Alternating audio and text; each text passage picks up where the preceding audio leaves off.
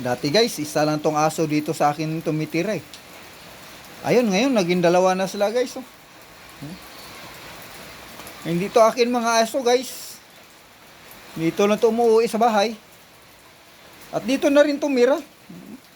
Ay, kita nyo guys, oh. Akala mo, iyan na talagang bahay. Andyan pa siya, oh. Ayan. Talaga akin na to mga ay aso. So, umano lang to sa bahay guys. Ano lang to. Oh, kita mo, oh. Diyan na talaga siya tumira, oh. Parang buntis pa tong isa. Kasi lang, alagaan natin to sila kay may buhay din to. Kaya, baka sakaling itong magbigay sa atin ng swerte, bantay din to sa ating bahay.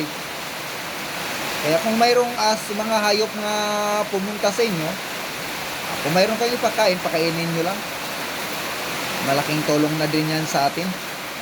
Sa oras na pagtulog natin, sila po ang bantay natin. At kung saan po, kung baguhan ka pa lang po sa aking channel, please like and share.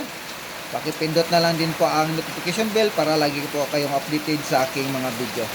At huwag pong kalimutan mag-comment kung taga saan man kayo para alam natin kung saan dako ng mundo umabot ang aking video. Bye bye guys. I love you all.